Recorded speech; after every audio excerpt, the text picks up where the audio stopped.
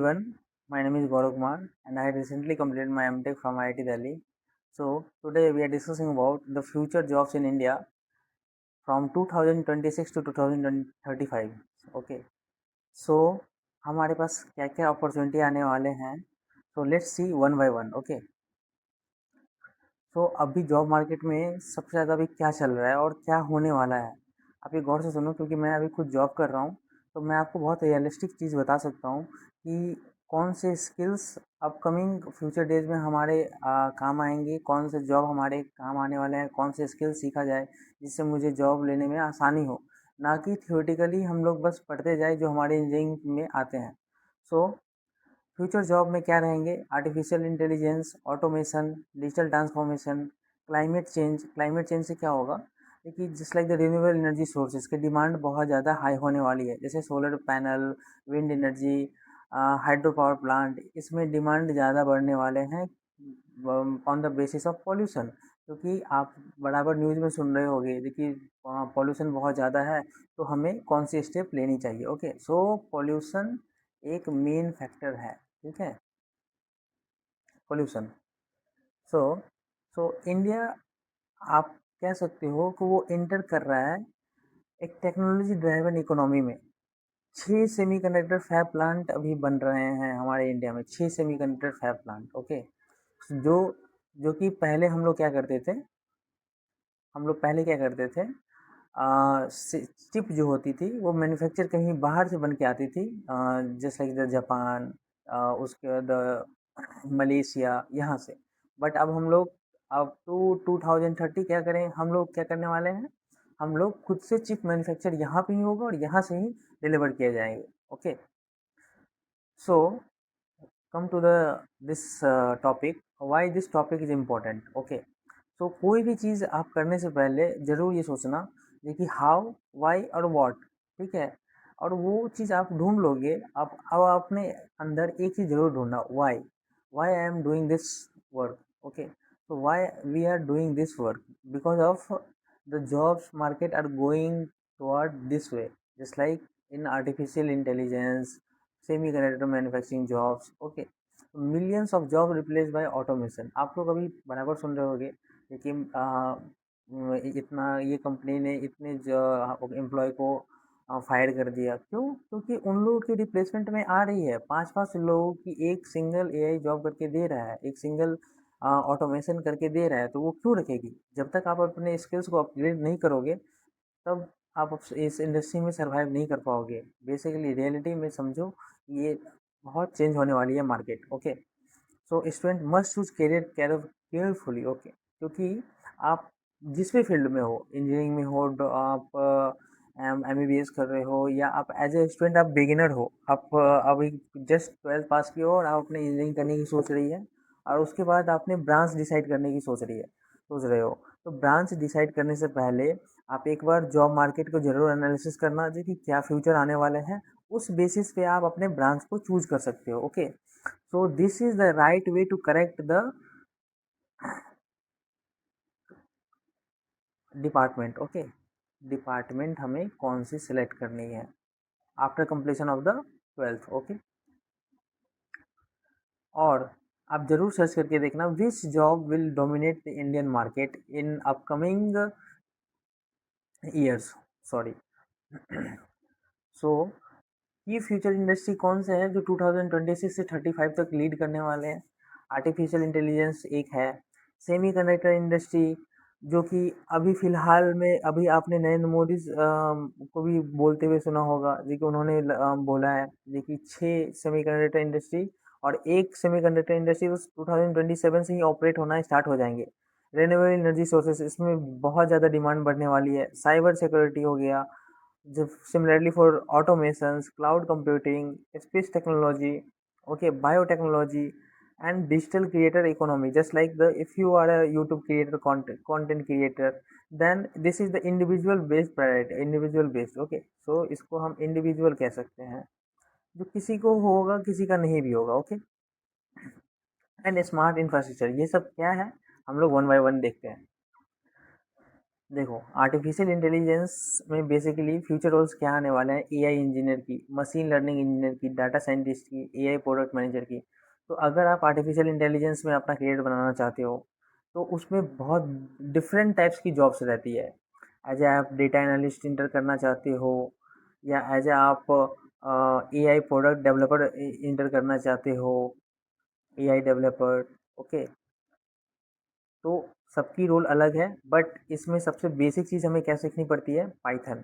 Okay, Python हमें machine learning सीखने के लिए सबसे बेसिकली सब कोई प्रेफर करते हैं पाइथन। ओके, और इसकी सैलरी रेंज की बात की जाए, तो अगर आप नॉर्मल कॉलेज से हो, तो आपको अप्रोक्सीमेटली 9 to 10 लाख या 6 to 7 लाख तक जाएगी। बट अगर आप एनआईटी और आईआईटी से बिलोंग करते हो, तो आपकी package 50 to 60 lakh around crore में भी जा सकती है, अगर आप एक अच्छे डेवलपर हो तो। अगर आप एक अच्छे डीएसए जानते हो, डाटा एनालिस्ट, आप डाटा को अच्छी तरीके से गैदर करना जानते हो, मशीन लर्निंग आप अच्छे तरीके से जानते हो, आप प्रिडिक्ट कर सकते हो एनर्जी डिमांड को, या प्रिडिक्शन आपको आती है, तो ये चीज़ आपको बहुत फ़ायदा देने वाली है। ओके, उसी तरीके से हेल्थ केयर मार्केट में एआई की यूज़ बहुत ज़्यादा बढ़ने वाली है, बैंकिंग में। इसलिए आजकल आप लोग सुन रहे होंगे, बैंकिंग में जो पहले वो कंप्यूटर साइंस की और आईटी की डिपार्टमेंट को अलाउ नहीं किया करते थे, बट अब बैंकिंग सेक्टर में आप देखोगे कंप्यूटर साइंस की और आईटी की डिमांड ज़्यादा बढ़ गई है, और एक ये गवर्नमेंट सेक्टर जॉब है। ओके, गवर्नमेंट सेक्टर जॉब है। सो गवर्नमेंट सेक्टर में भी सीएस और आईटी की डिमांड फ्यूचर में बढ़ने वाली है, अभी बढ़ गई है और ज़्यादा बढ़ने वाली है। ओके, अब बात किया जाए सेमीकंडक्टर की, तो जो लोग इलेक्ट्रॉनिक्स बैकग्राउंड से बिलोंग करते हैं या इलेक्ट्रिकल बैकग्राउंड से बिलोंग करते हैं, अगर उनके गेट में बहुत अच्छे मार्क्स आ रहे हैं, तो वो as a VLSI career choose करते हैं। और उससे क्या होता है कि आप एज अ कोर जॉब में आप around 30 to 40 lakh package approx कर सकते हो, 30 to 40 lakh. Okay, 30 to 40 lakhs. Okay, कौन कौन से चिप डिज़ाइन इंजीनियर की रोल मिल सकती है आपको, सेमीकंडक्टर प्रोसेस इंजीनियर की, इक्विपमेंट इंजीनियर की। ओके, और अब भी इसमें कौन कौन से इंडस्ट्री इन्वेस्ट कर रही है यहाँ पे इंडिया में, Tata semiconductor, micron, Intel, AMD. This sector will in create millions of job by 2030, sorry. क्योंकि मैंने कहा है 2027 के एंड से, मतलब 2028 के जनवरी से एक सेमीकंडक्टर फैब प्लांट ऑपरेट होना स्टार्ट हो जाएगा इंडिया में। तो नेक्स्ट 2030 में मिलियंस ऑफ जॉब्स क्रिएट होंगे सेमीकंडक्टर इंडस्ट्री में। ओके, सो अगर आप अपना फ्यूचर बनाना चाहते हो सेमीकंडक्टर में, तो आप एज ए आप 12th के बाद या टेंथ के बाद आप अपना फिजिक्स केमिस्ट्री बहुत अच्छे से पढ़ो। उसके बाद 12th के बाद आप electronics electronics engineering branch choose करो, जिससे आपको इसमें वीएलएसआई में जाने से कोई परेशानी नहीं होगी। ओके,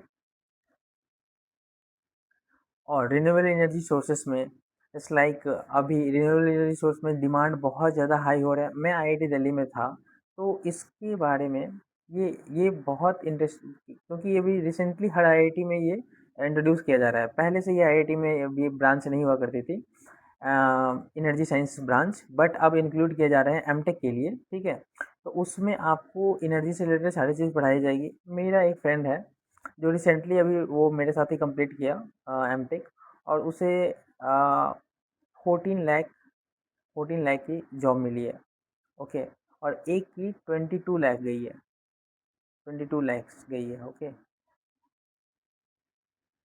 22 लैक्स गई है। सो आप एज्यूम कर सकते हो कि अगर आप इसमें फ्यूचर बनाना चाहो, तो आप एज अ मैकेनिकल इंजीनियर भी जाते हैं, इस एनर्जी साइंस को चूज़ कर सकते हैं। एज मैं इतना श्योर नहीं हूँ इलेक्ट्रिकल के बारे में, बट आप थोड़ा सी रिसर्च कर लेना। बट लेकिन इंडिया क्या सोच के ये सब काम कर रहा है, क्योंकि देखो आप पॉल्यूशन कितनी जगह है। अगर हम कोल की यूज़ करते हैं इलेक्ट्रिसिटी जनरेट करने के लिए, तो वो हाँ, अमेरिका ने कहा है कि 2035 तक हमें नेट ज़ीरो कार्बन पॉल्यूशन चाहिए। नेट पॉल्यूशन हमें बहुत कम चाहिए। दिल्ली में देख लो कितना पॉल्यूशन है, इसलिए इंडिया एम कर रहा है 500 gigawatt of renewable energy capacity by 2030. Okay, at the end of 2030, 500 gigawatt from the which source? Renewable energy source. In renewable energy source, what sources are coming? Solar plant and hydropower plant and wind power plant. Okay, and आप अगर just like this AI roles, cyber security में आप अपना feature बनाना चाहते हो तो आप CS या आईटी या साइबर सिक्योरिटी ब्रांच भी आती है, उसको आप चूज़ कर सकते हो। उससे क्या होगा, आपकी कौन कौन सी रोल मिल सकती है? सिक्योरिटी आर्किटेक्ट का, digital forensics expert and ethical hacker, cyber security analyst. Okay, and these jobs are highest paid tech professional jobs. Okay, ये हमेशा से हाई डिमांडिंग में रहा है और ये हाई डिमांड में हमेशा रहेगा, ये फुल प्रूफ है। क्योंकि जब एआई आएंगे तो उससे बहुत सारी चीज़ें लीक होने की चांस रहेगी, तो साइबर सिक्योरिटी की ज़रूरत वहाँ पे बहुत ज़्यादा पड़ेगी। इसलिए आप कह सकते हो कि इसकी मार्केट बूम होने वाली है। Okay, next, smart city and infrastructure job. Smart in city का मीन्स मैं क्या कहना चाह रहा हूँ, क्योंकि देखो अभी जो भी अभी सिविल इंजीनियर है वो बिल्डिंग बहुत सारी बन रही है, फैक्ट्रीज बना रही है, just like the L&T factories बना रही है, बिल्डिंग बना रही है। बट उसमें क्या है, देखिए अब हम लोग चाहते हैं कि एआई सॉल्यूशन, देखिए मेरी एनर्जी बहुत कम वेस्ट हो, मुझे बिजली बिल बहुत कम आए, इलेक्ट्रिसिटी बिल मुझे बहुत कम आए, तो उसके लिए हम लोग क्या करते हैं, मशीन लर्निंग का यूज़ करते हैं। जब हम मशीन लर्निंग का यूज़ करेंगे, अगर हम प्रेडिक्शन कर दें कि मेरे 1 साल में इतनी एनर्जी यूज़ होगी, ओके, सो हम अगले साल की प्लान कर सकते हैं उससे। ओके, एंड हर चीज़ में just like the AI, semiconductor fab plant में या कप बिल्डिंग में आप कह सकते हो, एचवीएसी क्या होता है, 38% of the total energy in building. कोई भी बिल्डिंग में अगर एचवीएसी यूज हो रहा है तो उसका क्या होगा, 38% ऑफ द एनर्जी वो अकेला कंज्यूम कर रहा होता है। तो उसके लिए क्या है, एक हम स्मार्ट इंफ्रास्ट्रक्चर इंजीनियर की इंजीनियर की ज़रूरत पड़ेगी उसमें। तो वो क्या जानता होगा, उसमें वो आईओटी अच्छे से जानना चाहिए उसको, और डिजिटल ट्यून्स और एआई। ओके, और AI, one second,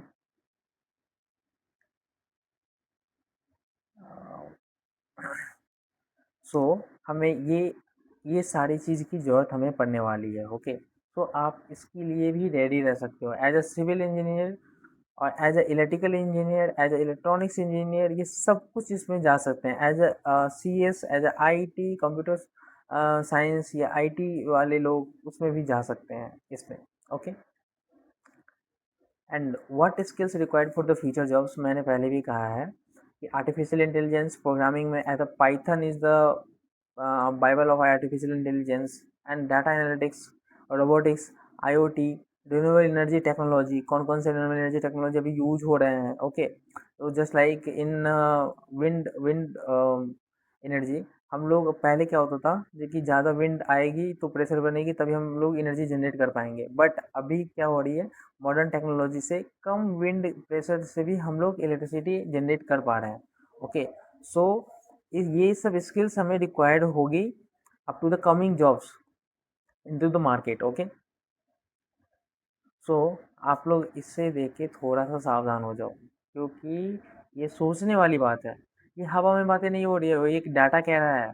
okay, data entry jobs जाने वाली है, बेसिक अकाउंटिंग जॉब्स जो जानते हैं, telemarketing jobs, manual manufacturing jobs, उसको पूरी तरीके से रिप्लेस करने वाला है AI and robotics will take over repetitive task. Okay, because आप आप सब कुछ जान ही रहे होंगे, देखिए अभी न्यूज़ में क्या चल रहा है, जो भी इजी परफॉर्मेंस थे उसे रिप्लेस करके अब एआई उसे अकेला खुद हैंडल कर पा रहा है। तो वो कंपनी क्यों ज़्यादा इन्वेस्ट करेगी अपने एम्प्लॉय पे, वो क्यों अपनी पैसा एम्प्लॉय पे इन्वेस्ट करेगी, जब उसे एक एआई अगर 5 इंसान की जॉब अकेले करके दे रहा है तो वो उसी पे इन्वेस्ट करेगी। इसलिए आपको कह रहा हूँ अपना स्किल्स आप बढ़ाओ। Okay, so conclusion is that the future job market will be driven by artificial intelligence, semiconductor technology, renewable space technology, and robotics. So आपको मैंने जो बताया, जो भी स्किल्स हैं, आप उस पर बहुत अच्छे से फोकस करो, क्योंकि अब to the 2026 to the 2035 This jobs will lead in the Indian market. Okay. If this video is helpful for you, so please like and subscribe my channels. Have a good day. Thank you.